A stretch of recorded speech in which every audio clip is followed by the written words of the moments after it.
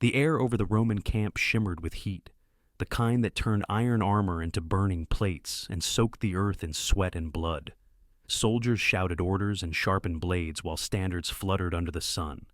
In the midst of them all, a boy no taller than a soldier's waist darted between tents, laughing. His sandals were laced high like a legionary's boots, and the miniature tunic he wore mirrored that of his father's command. The men called him Caligula Little Boots. They adored him, not just for his name or lineage, but for the way he moved through their world like one of their own. His real name was Gaius, but even at age 5, the name Caligula stuck harder than birthright. He was the son of Germanicus, Rome's golden general, the one whispered to be the true heir to the empire. Germanicus was a warrior with the heart of a statesman, a man who could raise legions with a word and calm riots with a glance. Wherever he marched, the people followed not just with loyalty, but with devotion. His death, when it came, was not sudden, but it felt wrong. He had returned from the eastern provinces a shadow of himself, his flesh pale, his strength drained, and within days he was gone. They said it was disease, but few in Rome believed that. There were rumors, of course, of poison, of orders signed in secret by the old Emperor Tiberius. No one dared speak openly, but in the palaces, in the forums, even in the brothels, the name Tiberius clung to the death like a stain. After Germanicus died, Rome began to unravel for the boy. His mother, Agrippina the Elder, once a model of Roman virtue and ferocity, challenged the emperor directly. She was exiled to a barren island, where she was starved until her bones pressed against her skin like the edges of a broken jar.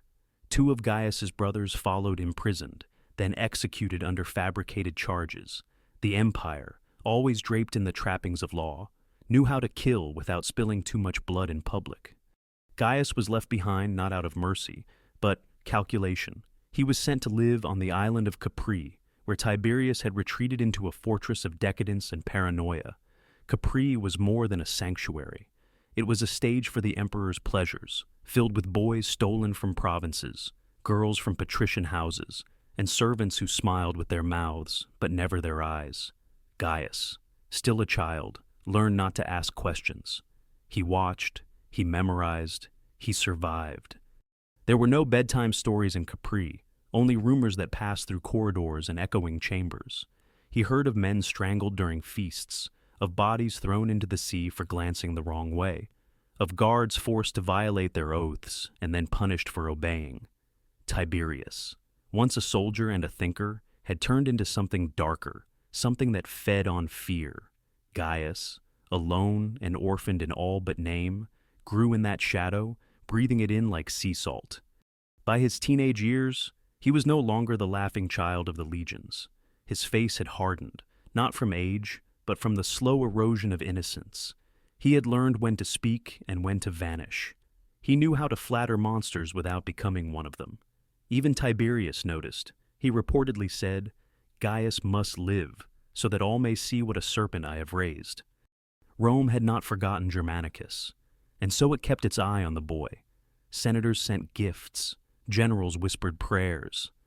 The people remembered the child who once walked among legionaries as one of their own, and in the silent, brittle shell of Gaius. Something waited, not hope, not vengeance, something colder. When Tiberius died in 37 CE, the empire breathed as though a sickness had passed. The Senate, tired of the old emperor's isolation, turned eagerly toward Gaius. He was only 24, young, handsome, born of a hero. He walked into Rome not as a prince, but as an answered prayer. For the first few months, it seemed their hope had found roots. He freed political prisoners, restored honors to his dead family, and lavished money on games, food, and festivals. The crowds roared his name like a god returned. Rome became a city of celebration, its buildings strung with garlands, its people drunk with possibility.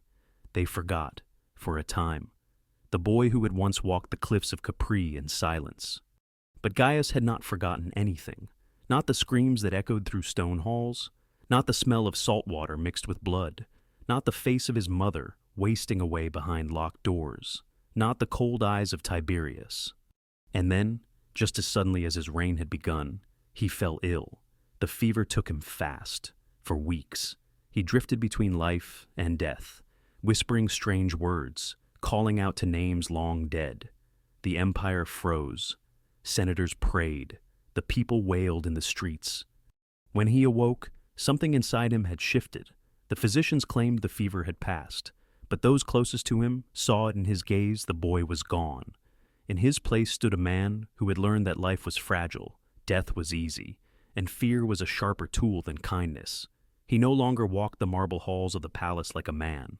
He floated through them, untouchable, watching everything, trusting no one. And slowly, the games changed. The banquets grew quieter. His questions grew stranger. He asked senators how they would die. He asked generals if they would sacrifice their sons for Rome. He asked priests if they believed in gods, or only in the fear of men. Then came the construction, the tearing down of walls inside the palace, the reshaping of chambers, the moving of servants and scribes.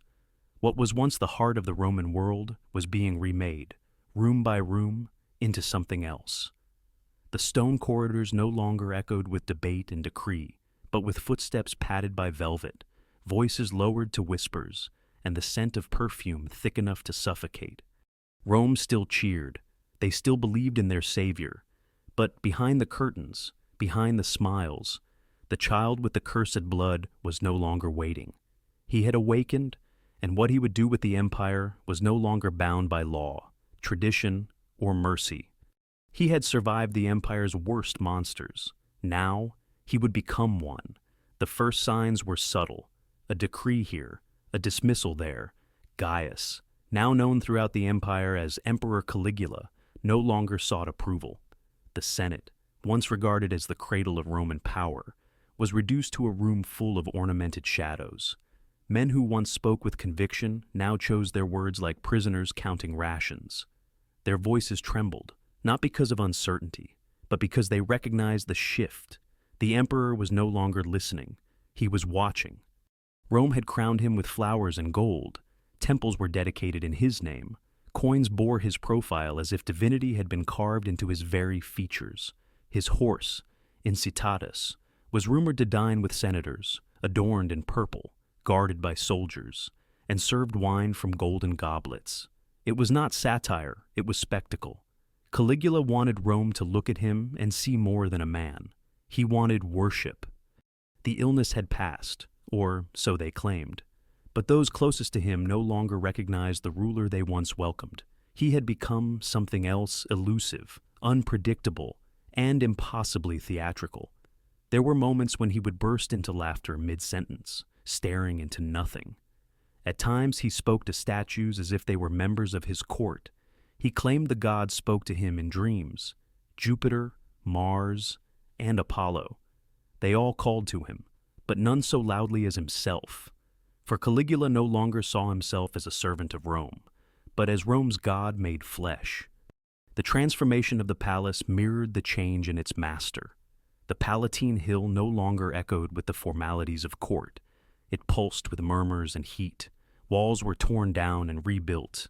Columns of white marble were replaced with obsidian and onyx. Red draperies lined the corridors, not for beauty, but to mask the blood that sometimes stained the floors beneath. Torchlight no longer revealed statecraft. It revealed movement behind veils, bodies emerging from steam, hands pressed against cold stone.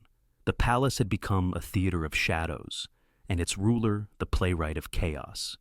What began as lavish banquets turned into something stranger. Invitations arrived in golden envelopes, sealed with the emperor's personal crest, commanding the presence of Rome's elite, senators, generals, priests, even their wives and daughters none could refuse. The events began with music and poetry, but as the hours stretched into night, the tone shifted. Dancers appeared wearing masks of mythological beasts. Wine flowed like rivers, and so did obedience. Those who hesitated found themselves the center of attention, and not in the way they hoped. Caligula did not merely want celebration. He wanted submission. He used pleasure the way others used the sword, Wives of senators were summoned for private audiences that ended behind locked doors. Daughters were paraded before him like offerings. What occurred inside those chambers was never spoken of publicly, but the tears in the eyes of fathers the next morning were enough. The men of Rome, once powerful beyond measure, found themselves reduced to trembling observers of their own disgrace. The emperor did not care for affection. He fed on humiliation. The empire watched, but did not resist. The Praetorian Guard remained loyal, not out of love, but fear and payment. The treasury was drained to fund spectacles of absurd magnitude, chariot races over floating barges, theaters constructed in mere days, statues taller than buildings. In one instance, he ordered a bridge built across the Bay of Baiae, not for trade or war, but to ride his horse across it dressed as Alexander the Great. The gods, he claimed, had returned, and he was their voice. What had begun as rule had become performance. The laws of the Republic were still written, still enforced, but their meaning had evaporated. Caligula's word was now reality. When a senator tried to question a tax increase, the emperor laughed and replied, "You exist because I allow it." Another who expressed concern for military funding was found impaled outside the city walls. A placard hung around his neck, declaring, "For doubting the divine." His obsession with the gods deepened. He erected temples in his own name, demanded sacrifices in his honor, and forbade any mention of Jupiter in court. Priests were ordered to refer to him as Divine Caesar, and those who faltered were whipped until their backs split. He had golden statues made of himself, placed inside temples of ancient deities, insisting that prayers offered to other gods be redirected to him. Rome, a city once ruled by balance between mortal and divine, had become a place where one man blurred the line entirely. Not all were blind. Whispers moved through corridors like smoke. Letters passed hands in silence. A senator named Silanus, once loyal, refused to bring his daughter to court. He was later found drowned in a pool, his mouth stuffed with papyrus. The message was clear: obedience was survival, and silence was currency. But not everyone could stay silent. There were women in the palace who no longer wept. There were guards who watched, listened, and began to remember the empire as it had once been. Caligula's cousin, Gemellus, tried to distance himself from court and was poisoned during a banquet. His sister, Drusilla, the only one Caligula had shown affection for, died unexpectedly. And after her death, he declared a period of national mourning. But even in grief, he performed forcing senators to wail in public and beat their chests or face death. With each passing month, Rome grew quieter. The streets were swept clean, the forums still held their speeches, but the eyes of the people lowered. The empire had become a place of ritual without meaning, loyalty without heart. Fear had replaced order. Inside the palace, Caligula sat beneath a ceiling painted with constellations, sipping from a cup shaped like a skull. He gazed into the distance, not at Rome, but at something no one else could see. He no longer ruled an empire. He owned it, and to him, it was nothing more than a stage, waiting for its next scene. The scent inside the palace changed. It no longer carried the faint traces of parchment, olive oil, or polished marble. Now it reeked of perfume, sweat, and wine left too long in golden cups. The halls were darker. Drapes thick enough to muffle sound hung between pillars where public business had once been conducted. Mirrors lined the walls, not for vanity, but for surveillance, every angle visible, every glance accounted for. Caligula moved through these corridors like an apparition, draped in silks, his face powdered to unnatural smoothness, his eyes hollowed by something far deeper than sleeplessness. He spoke less now, but when he did, it was often at night. He summoned senators from their beds, had noble women brought to him without notice, demanded musicians play until their fingers bled. He would watch them from a raised platform, his expression unmoved. His silences were more dangerous than his commands. Silence meant he was imagining something worse. The palace, once the seat of government, was no longer a place of administration. It had become an instrument. Rooms were stripped of furniture and lined with cushions. Ceilings were painted with scenes of divine mating. Statues of the gods were altered to resemble members of the imperial family. Slaves were trained, not to serve meals or carry scrolls, but to perform. No visitor entered the palace now without being watched, measured, and possibly chosen. Caligula no longer viewed the women of the Senate as wives or daughters. They were offerings. He called them forth during banquets, naming them aloud in front of their husbands, asking whether they were loyal enough to Rome to serve its god-emperor in private. Some wept openly. Others forced smiles as they stood and allowed themselves to be led from the hall. The men sat motionless, hands folded, eyes forward. Those who protested were never seen again.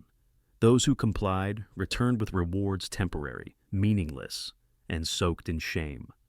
The performances began slowly: music, wine, then dancers masked, naked, choreographed not to entertain but to arouse. Caligula watched from a throne flanked by statues of Venus and Apollo, a crown of laurel and flame on his head. He issued commands with a flick of his fingers. Entire families were ordered to participate, each act more humiliating than the last. Children were sometimes present, sometimes involved. The lines between ritual and abuse had been obliterated. What remained was something for which no language existed, only silence, only fear. He built a chamber deep within the palace, windowless and soundproofed, with walls painted in deep vermilion and gold. No torches were allowed, only oil lamps that burned low and flickered unnaturally. The floor was padded. There were no thrones, no scrolls, no voices of counsel, only breath, flesh, and the sounds of people who had forgotten their names. This room he called his divine theater, and only he decided who entered and who would never leave. There were rumors of what happened inside, that he brought senators to watch their wives, their daughters, their sons, that he forced them to laugh or cheer, that he made them choose which member of their household would perform next.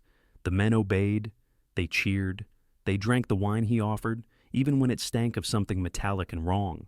They clapped when he stood, bare-chested and crowned, and declared the night a success. No one refused the emperor anymore.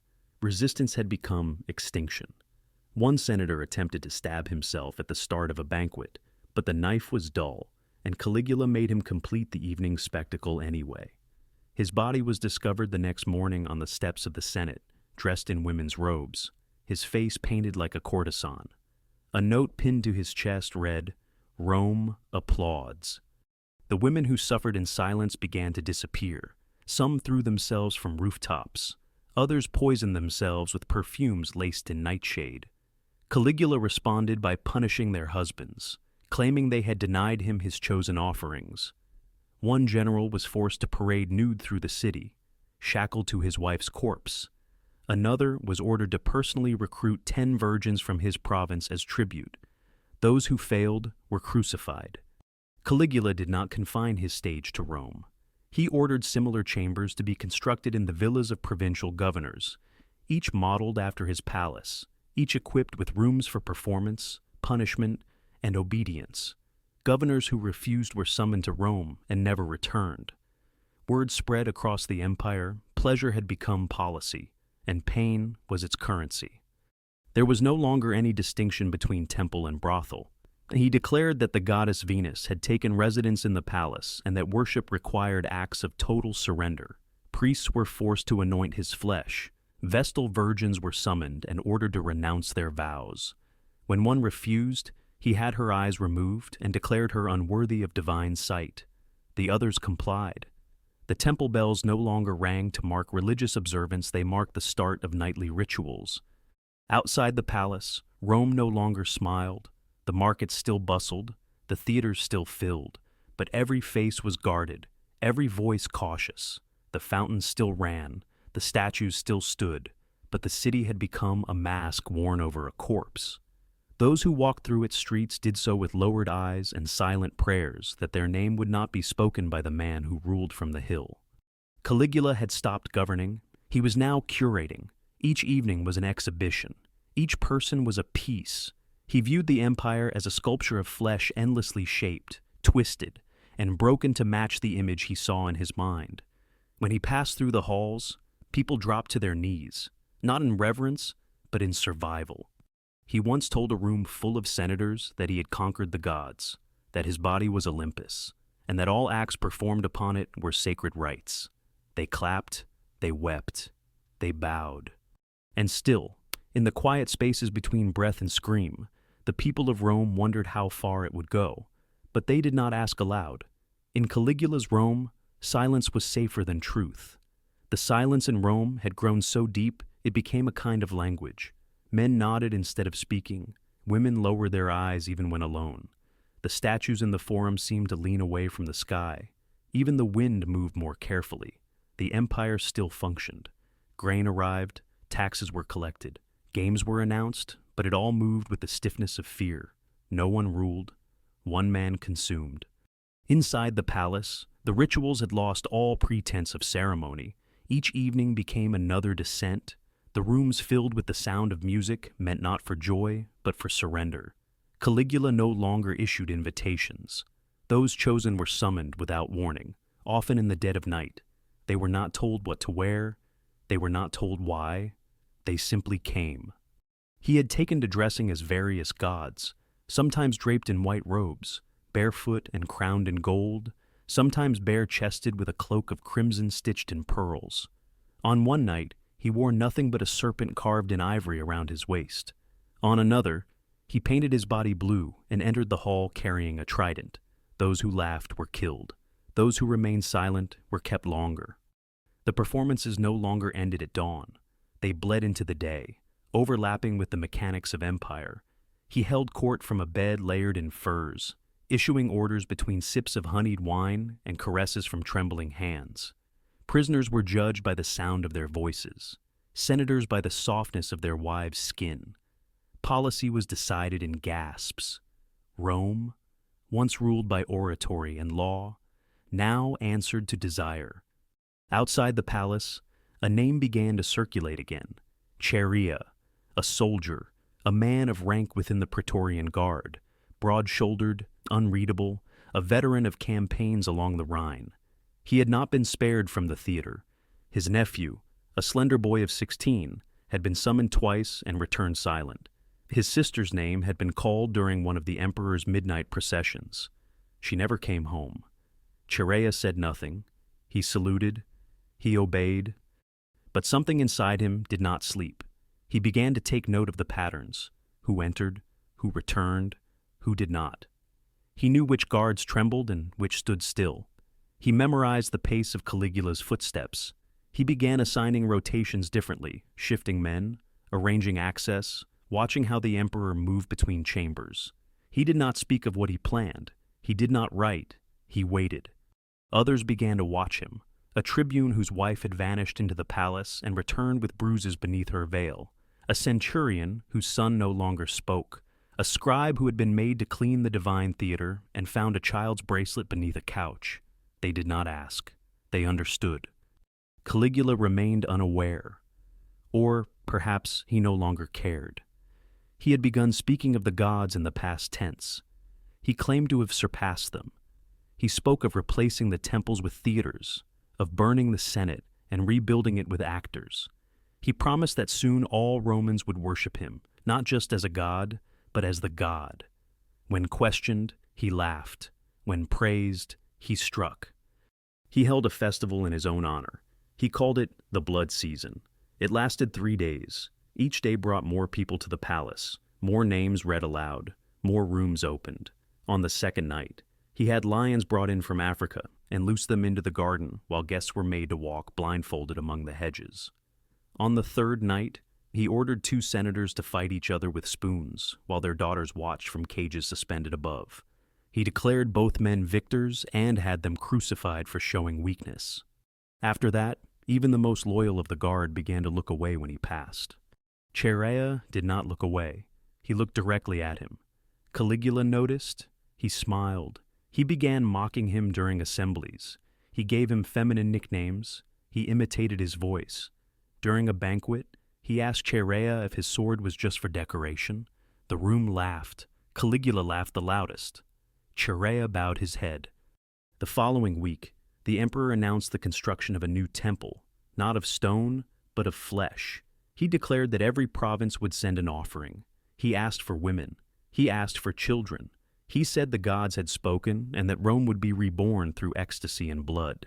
The Senate approved the motion. No one raised their hand to object.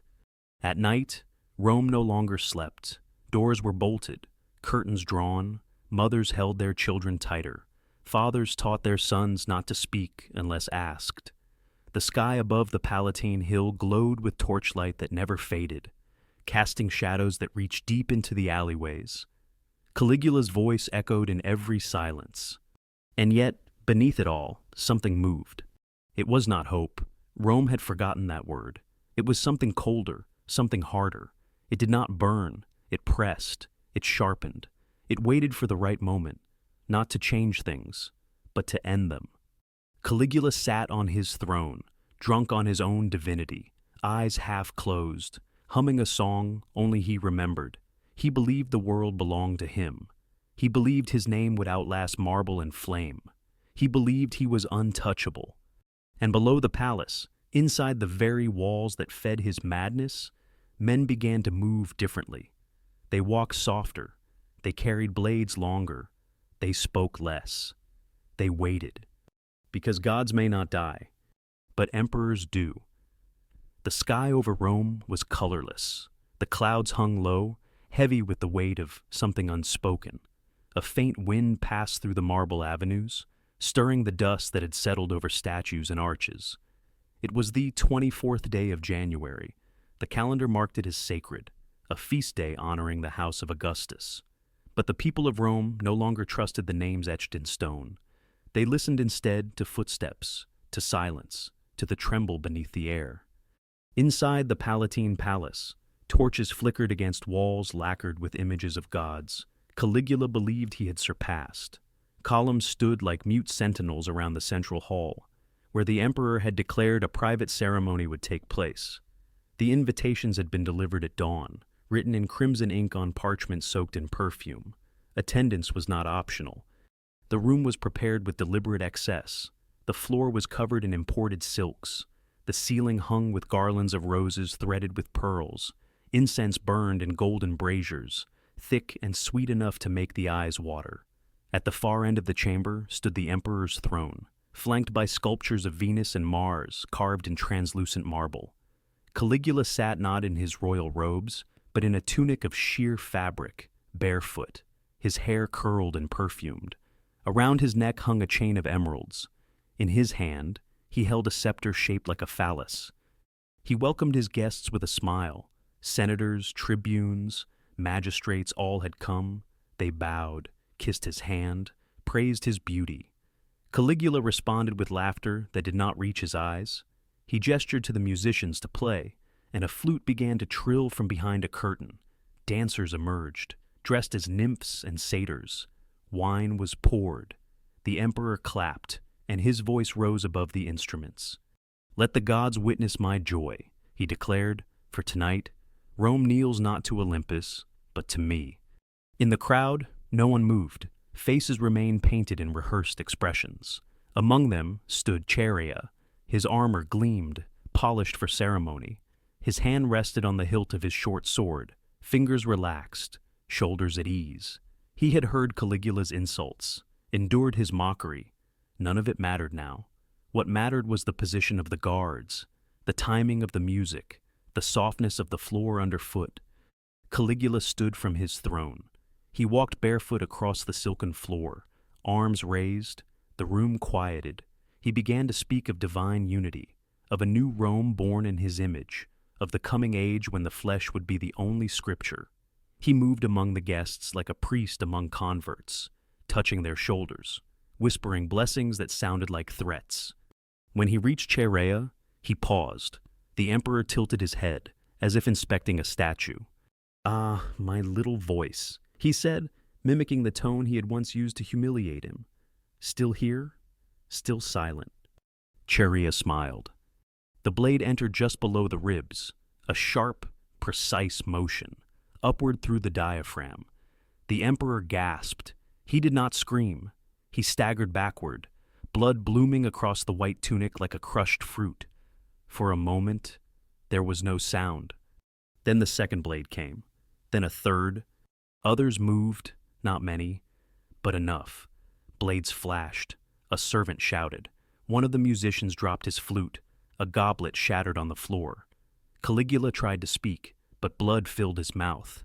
He fell to his knees, eyes wide, one hand reaching for the nearest figure, who backed away. When he collapsed, he did not look like a god. He looked like a man too small for the space he had tried to fill. The silence that followed was not relief. It was fear, raw and heavy. The guards stood still, waiting for a command that would not come. Some looked to Cherea. He said nothing. He stepped back from the body, wiped his blade on the emperor's robe, and turned to the others. "There will be more," he said. And there were. The empress was found in her chambers, strangled with her own necklace. The child rumored to be Caligula's heir was dashed against the wall before the nurse could scream. The divine theater was sealed, its tapestries burned. The household staff fled or vanished. By dusk, the palace reeked of smoke and iron. Rome stirred. Word spread like oil poured across hot stone. The emperor was dead. No one cheered, no one wept. They waited. Always, they waited. For vengeance, for justice, for the next voice to rise above the forum. Claudius, Caligula's uncle, was discovered hiding behind a curtain. His knees shook as he was dragged to the Praetorian camp. He begged for his life. The guards raised him on their shields and declared him emperor. Not because they loved him, not because he was worthy, but because he was useful, because Rome, even in its terror, could not survive without a face to follow. The Senate tried to restore the Republic. They failed. No one believed in republics anymore, not after what they had seen, not after what they had allowed. The Palatine was scrubbed clean, the walls repainted, the blood washed away. But the stones remembered, the drains whispered, the shadows beneath the floorboards grew thick again. Years later, a mason restoring one of the lower corridors uncovered a golden ring lodged between the tiles. It bore the crest of a noble house long extinguished. He handed it to a magistrate, who buried it quietly. No records were kept. Caligula's name was stricken from monuments, his likeness destroyed, his laws repealed, but the memory remained, not in books, not in edicts, but in the way people lowered their voices at night, the way they taught their children not to look too long at the palace, and the way they watched their emperors from the corner of their eyes. Rome endured, but the silence remained, not in the streets or the Senate, but in the eyes of those who had seen what gods do when no one dares to look away.